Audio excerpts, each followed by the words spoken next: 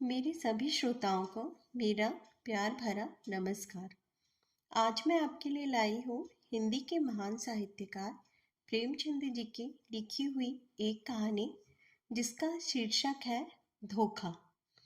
प्रेमचंद जी की रचनाओं का काल है 1906 से 1936 तक का। तो प्रस्तुत है कहानी धोखा। सती कुंड में खिले हुए कमल वसंत के धीमी धीमी झोंकों से लहरा रहे थे और प्रातःकाल की मंद मंद सुनहरी किरणें उनसे मिलजुल कर मुस्कुराती थी। राजकुमारी प्रभा कुंड के किनारे हरी हरी घास पर खड़े सुंदर पक्षियों का कलरव सुन रही थी। उसका कनक वर्ण तन इन्हीं फूलों की भांति दमक रहा था, मानो प्रभात की साक्षात सौम्य मूर्ति है जो भगवान अंशुमाली के किरण कर्णों द्वारा निर्मित हुई थी। प्रभा ने मौलसिरी के वृक्ष पर बैठी हुई एक श्यामा की ओर देखकर कहा, मेरा जी चाहता है कि मैं भी एक चिड़िया होती। उसकी सहेली उमा ने मुस्कुराकर पूछा, क्यों? प्रभा ने कुंड की ओर ताकते हुए उत्तर दिया, वृक्ष की हरी भरी डालियों पर बैठी हुई चहचहाती मेरे कलरव से सारा बाग गूंज उठता। उमा ने छेड़कर कहा, नौगढ़ की रानी ऐसे कितनी ही पक्षियों का गाना जब चाहे सुन सकती है। प्रभा ने संकुचित होकर कहा, मुझे नौगढ़ की रानी बनने की अभिलाषा नहीं है। मेरे लिए किसी नदी का सुनसान किनारा चाहिए, एक वीणा और ऐसे ही सुंदर सुहावने पक्षियों के संगीत की मधुर ध्वनि मेरे लिए सारे संसार का ऐश्वर्य है। प्रभा का संगीत पर अपरिमित प्रेम था। वह बहुधा ऐसे ही सुख स्वप्न देखा करती थी। उमा उत्तर देना ही चाहती थी कि इतने में बाहर से किसी के गाने की आवाज आई।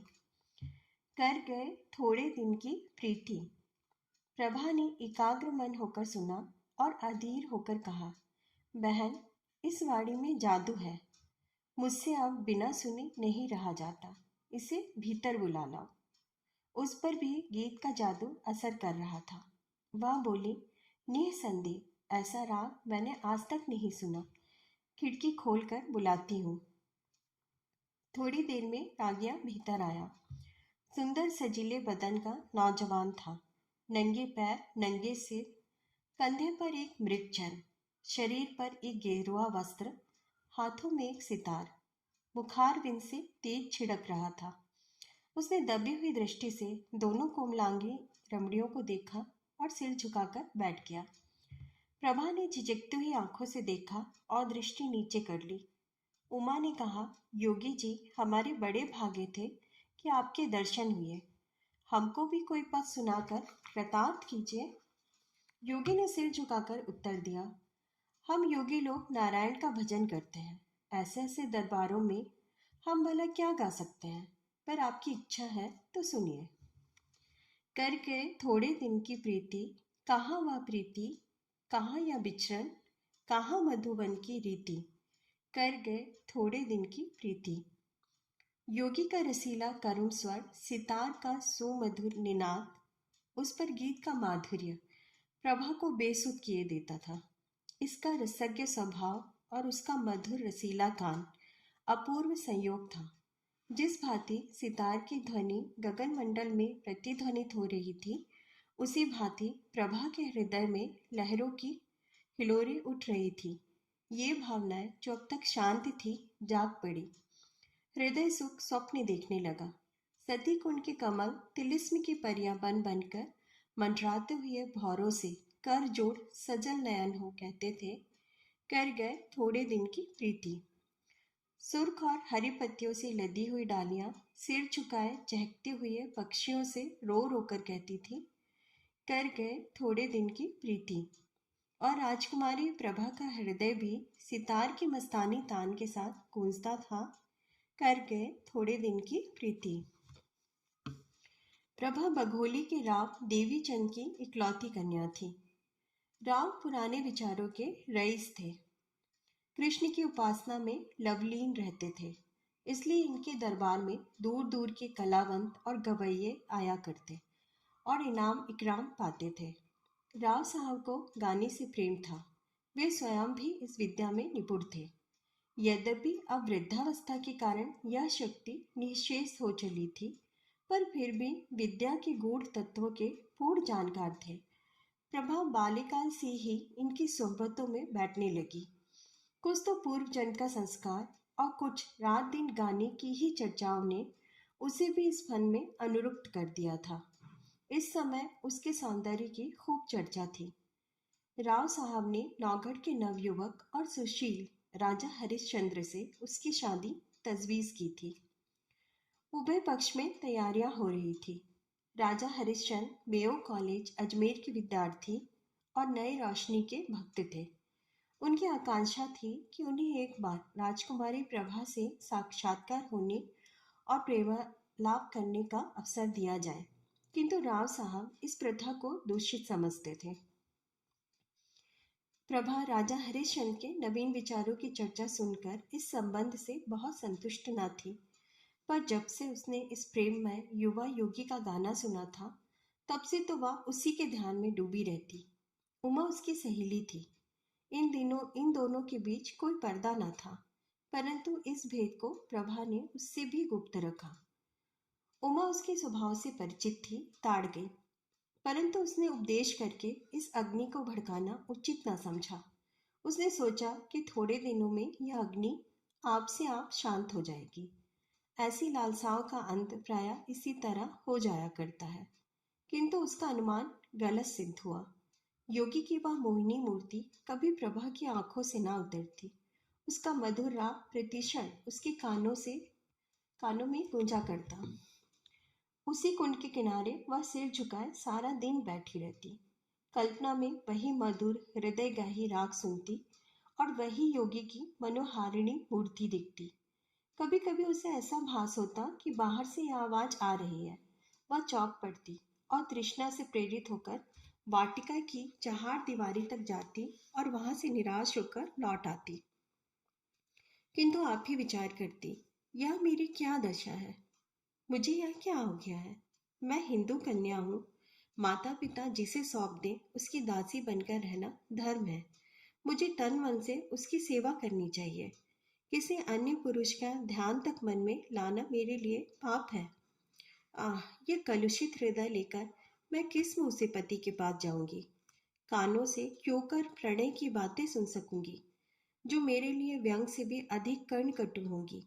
इन पापी नेत्रों से वह प्यारे प्यारे चितवन कैसे देख सकूंगी, जो मेरे लिए वज्र से भी हृदय भेदी होंगी? इस गले में वे मृदुल प्रेम बाहु पड़ेंगे, जो लौह दंड से भी अधिक भारी और कठोर होंगे। प्यारे, तुम मेरे हृदय मंदिर से निकल जाओ। यह स्थान तुम्हारे योग्य नहीं है। मेरा वश होता तो तुम्हें हृदय की सेज पर सुलाती, परंतु मैं धर्म की रस्सियों में बंधी हूँ। इस तरह 1 महीना बीत गया। ब्याह के दिन निकट आते जाते थे और प्रभा का कमल सा मुख कुमलाया जाता था। कभी कभी विरह वेदना एवं विचार विप्लव से व्याकुल होकर उसका चित्त चाहता कि सती कुंड की गोद में शांति लो, किंतु राव साहब इस शोक में जान ही दे देंगे, यह विचार कर वह रुक जाती। सोचती, मैं उनकी जीवन सर्वस्व हूँ। मुझ अभागिनी को उन्होंने किस लाड़ प्यार से पाला है। मैं हूँ उनके जीवन का आधार और अंतकाल की आशा हूँ। नहीं, यूं प्राण देकर उनकी आशाओं की हत्या ना करूंगी। मेरे हृदय पर चाहे जो बीते, उन्हें ना कुढ़ाऊंगी। प्रभा का एक योगी गवैये के पीछे उन्मत्त हो जाना कुछ शोभा नहीं देता। योगी का ज्ञान तानसेन के गानों से भी अधिक मनोहर क्यों ना हो, पर एक राजकुमारी का उसके हाथों बिक जाना हृदय की दुर्बलता प्रकट करता है। राव साहब के दरबार में विद्या की, शौर्य की और वीरता से प्राण हवन करने की चर्चा न थी। यहाँ तो रात दिन राग रंग की धूम रहती थी। यहाँ इसी शास्त्र के आचार्य प्रतिष्ठा के मसनद पर विराजित थे और उन्हीं पर प्रशंसा के बहुमूल्य रत्न लुटाए जाते थे। प्रभा ने प्रारंभ ही से इसी जलवायु का सेवन किया था और उस पर इनका गाढ़ा रंग चढ़ गया था। ऐसी अवस्था में उसकी गान लिप्सा ने यदि भीषण रूप धारण कर लिया तो आश्चर्य ही क्या है। शादी बड़ी धूमधाम से हुई। राव साहब ने प्रभा को गले लगाकर विदा किया। प्रभा बहुत रोई। उमा को वह किसी तरह छोड़ती न थी। नौगढ़ एक बड़ी रियासत थी और राजा हरिश्चंद्र के सुप्रबंध से उन्नति पर थी। प्रभा की सेवा के लिए दासियों की एक पूरी फौज थी। उसके रहने के लिए वह आनंद भवन सजाया गया था, जिसके बनाने में शिल्प विशारदों ने अपूर्व कौशल का परिचय दिया था। श्रृंगार चतुराओं ने दुल्हन को खूब संवारा। रसीले राजा साहब अधरामृत के लिए विवल हो रहे थे। अंतःपुर में गए। प्रभा ने हाथ जोड़कर सिर झुकाकर उनका अभिवादन किया। उसकी आंखों से आंसू की नदी बह रही थी। पति ने प्रेम में मत होकर घूंघट उठा दिया। दीपक बुझा था पर बुझा हुआ, फूल था पर मुरझाया हुआ। दूसरे दिन से राजा साहब की यह दशा हुई कि भौरे की तरह प्रतिक्षण इस फूल पर मंडराया करते। न राजपाट की चिंता थी, न सैर और शिकार की परवाह। प्रभा की वाणी रसीला राग थी, उसकी चितवन सुख का सागर और उसका मुखमन चंद्र आमोद का सुहावना कुंज। बस प्रेम मन में राजा साहब बिल्कुल मतवाले हो गए थे। उन्हें क्या मालूम था कि दूध में मक्खी है। यह असंभव था कि राजा साहब के हृदयहारी और सरस व्यवहार का, जिसमें सच्चा अनुराग भरा हुआ था, प्रभा पर कोई प्रभाव न पड़ता। प्रेम का प्रकाश अंधेरे हृदय को भी चमका देता है। प्रभा मन में बहुत लज्जित होती। वह अपने को इस निर्मल और विशुद्ध प्रेम के योग्य न पाती थी। इस पवित्र प्रेम के बदले में उसे अपने कृत्रिम रंगे हुए भाव प्रकट करते हुए मानसिक कष्ट होता था। जब तक कि राजा साहब उसके साथ रहते, वह उनके गले लता की भांति लिपटी हुई घंटों प्रेम की बातें किया करती थी। वह उनके साथ सुमन वाटिका में चुहल करती, उनके लिए फूलों का हार गूंथती और उनके गले में हाथ डालकर कहती, प्यारे देखना ये फूल मुरझा न जाए, इन्हें सदा ताज़ा रखना। वह चांदनी रात में उनके साथ नाव पर बैठकर झील की सैर करती और उन्हें प्रेम का राग सुनाती। यदि उन्हें बाहर से आने में जरा भी देर हो जाती तो वह मीठा मीठा उलाहना देती, उन्हें निर्दय तथा निष्ठुर कहती। उनके सामने वह स्वयं हंसती, उसकी आंखें हंसती और आंखों का काजल हंसता। किंतु आह, जब वह अकेली होती, उसका चंचल चित्त उड़कर उसी कुंड के तट पर जा पहुंचता।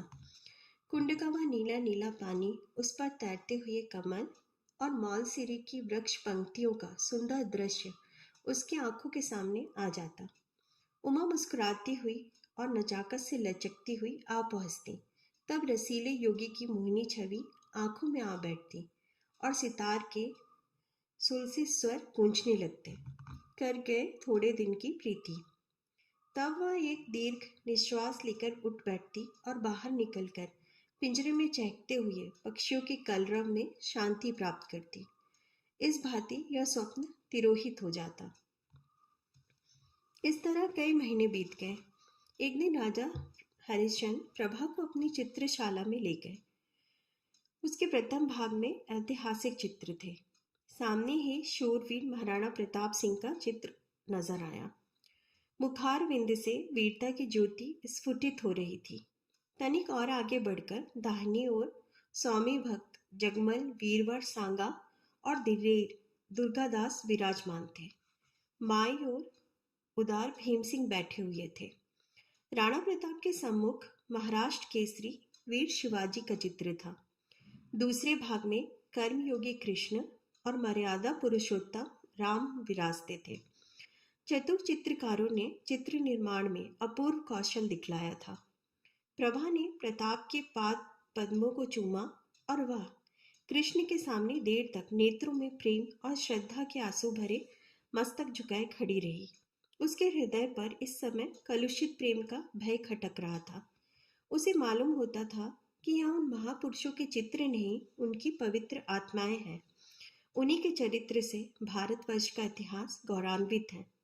वे भारत के बहुमूल्य जातीय रत्न, उच्च कोटि के जातीय स्मारक और गगनभेदी जातीय तुमुल ध्वनि है। ऐसी उच्च आत्माओं के सम्मुख खड़े होते उसे संकोच होता था।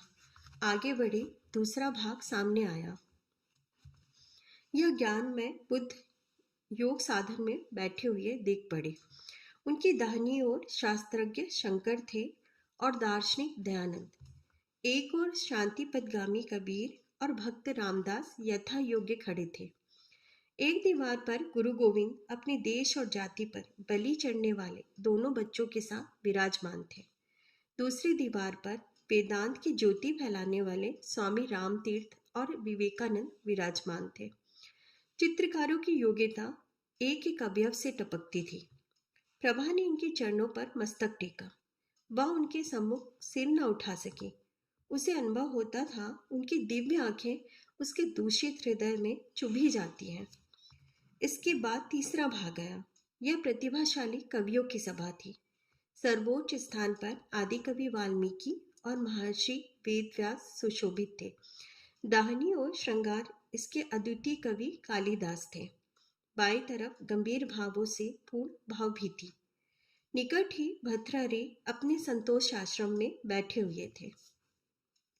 दक्षिण की दीवार पर राष्ट्रभाषा हिंदी के कवियों का सम्मेलन था। सहृदय कवि सूर, तेजस्वी तुलसी, सुकवि केशव और रसिक बिहारी यथाक्रम विराजमान थे। सूरदास से प्रभा का अगाध प्रेम था। वह समीप जाकर उनके चरणों पर मस्तक रखना ही चाहती थी कि अकस्मात उन्हीं चरणों के सम्मुख सर झुकाए उसे एक छोटा सा चित्र दिख पड़ा। प्रभा उसे देखकर चौंक पड़ी। यह वही चित्र था जो उसके हृदय पट पर खिंचा हुआ था। वह खुलकर उसकी तरफ ताक न सकी, दबी हुई आंखों से देखने लगी।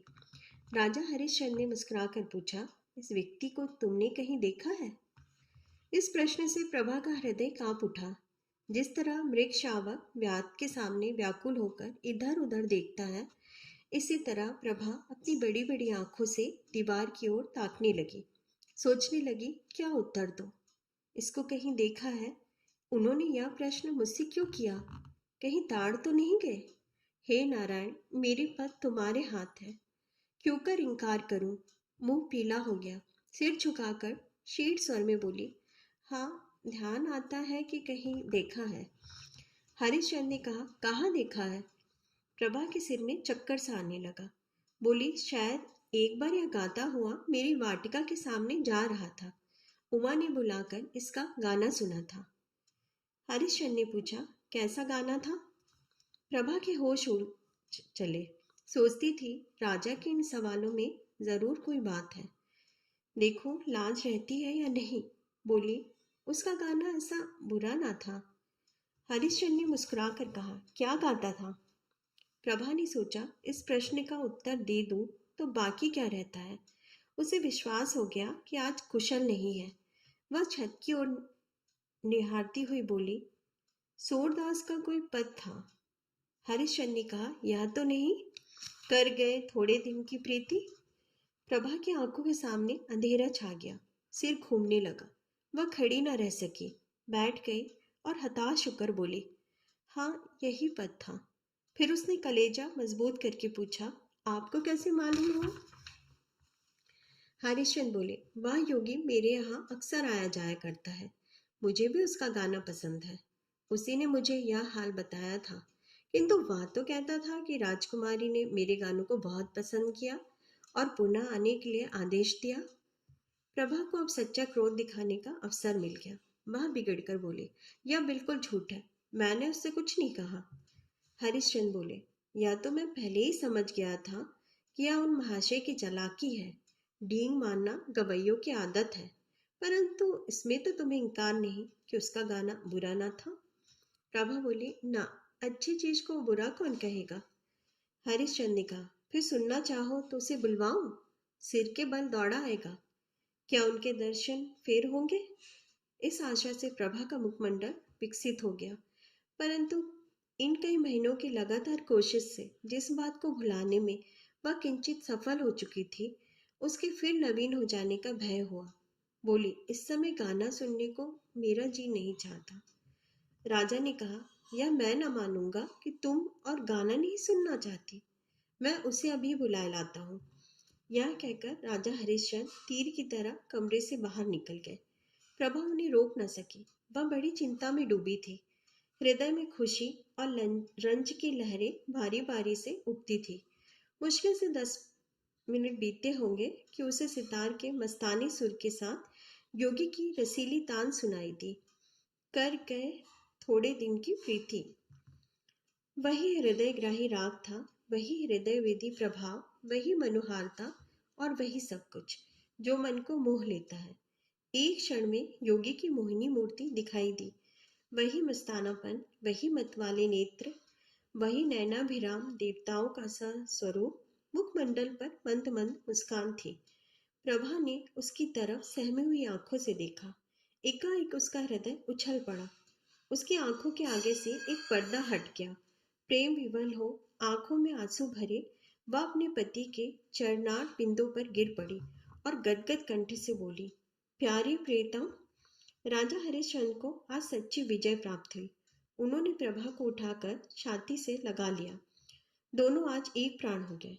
राजा हरिश्चंद्र ने कहा, जानती हो मैंने यह सॉन्ग क्यों रचा था?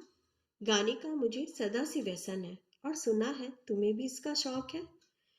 तुम्हें अपना हृदय भेंट करने से प्रथम एक बार तुम्हारा दर्शन करना आवश्यक प्रतीत हुआ और उसके लिए सबसे सुगम उपाय यही सूझ पड़ा।